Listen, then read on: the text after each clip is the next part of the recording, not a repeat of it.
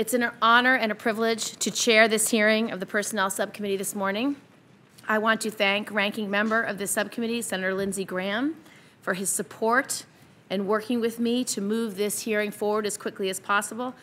I know that all of our colleagues on the Armed Services Committee share our deep commitment to improving the quality of life of the men and women who serve in our all-volunteer force on active duty or in the National Guard and Reserves, their families, military retirees, and Department of Defense personnel.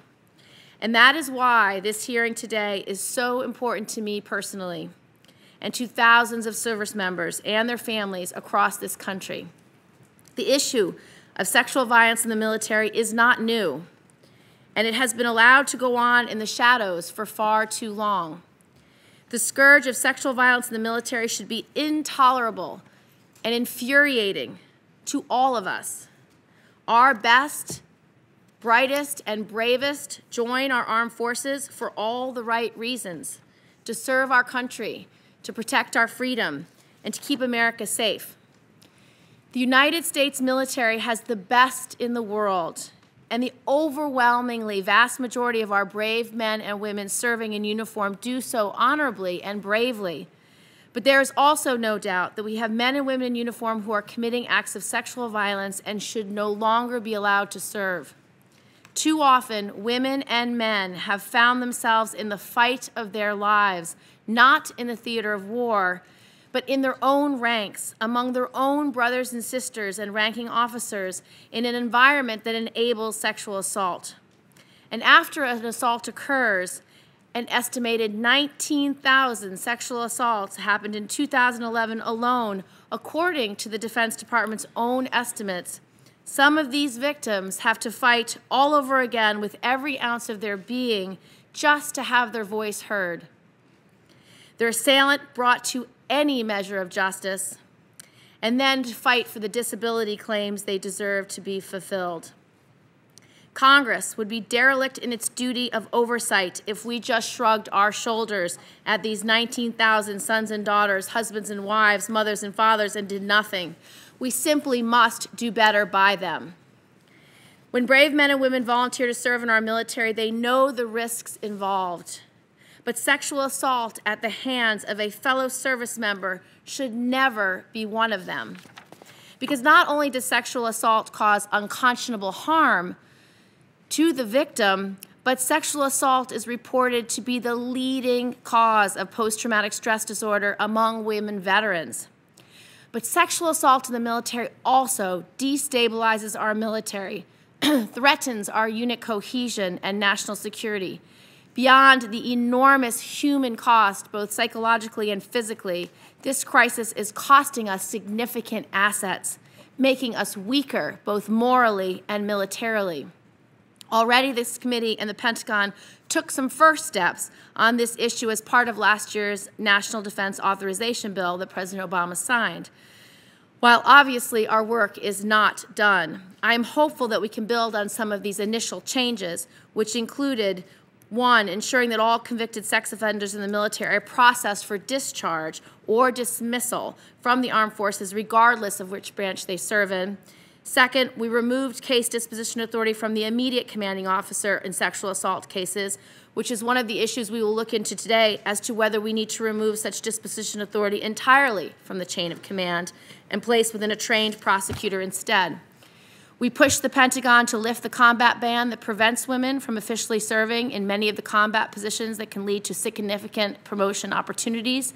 By opening the door for more qualified women to excel in our military, we have increased diversity in top leadership positions, improving response from leadership when it comes to preventing and responding to sexual assault. And we passed an amendment that was introduced by Senator Jeanne Shaheen that was based on our legislation, the March Act, which means that troops who do become pregnant as a result of a rape no longer have to pay out of pocket for those pregnancies to be terminated. Concerning our second panel of witnesses, after we will hear from Senator Barbara Boxer, who has extraordinary passion and leadership on this issue, our second panel will be of men and women who are going to tell their personal stories. And I want to salute each and every one of you for having the courage to tell such painful and personal stories. It's my hope and belief that by committing this selfless act, you are encouraging others to step forward and are also helping to prevent crimes going unpunished.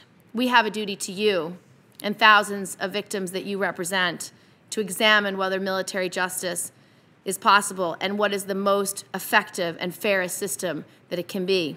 Despite some very dedicated JAG officers, I do not believe that the current system adequately meets our standard.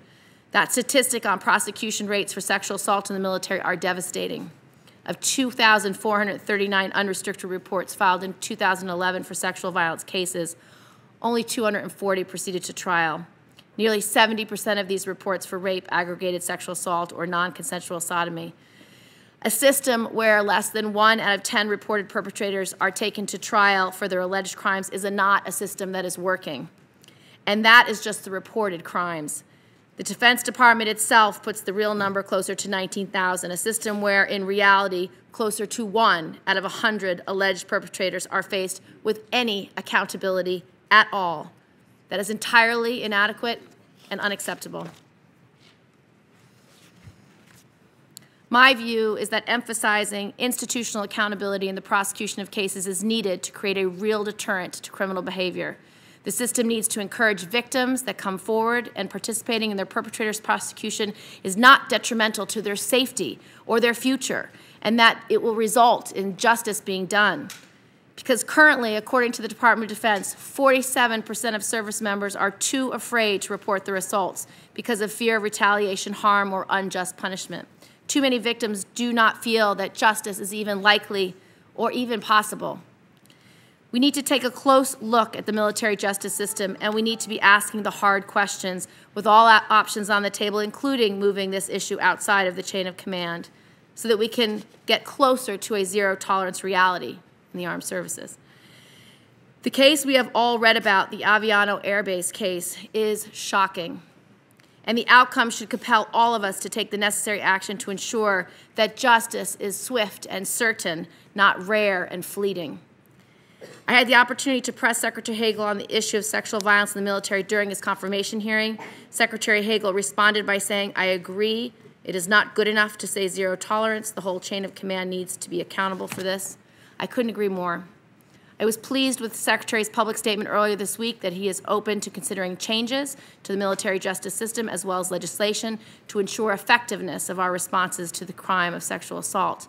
In addition, the Secretary has written 2 letters to the services requesting a review of Article 60 in light of the Aviano decision to be made by March 20 and March 27th. This is a useful first step. After Ranking Member Graham makes his opening remarks, we will hear the testimony from Senator Barbara Boxer, who has been a leading voice on this issue. In last year's defense bill, she successfully included an amendment that prohibits any individual who is convicted of felony sexual assault from being issued a waiver to join the military. We'll then have the following witnesses who have either been victims of sexual assault while serving the military or are very knowledgeable advocates for addressing the issue of sexual assaults in the military.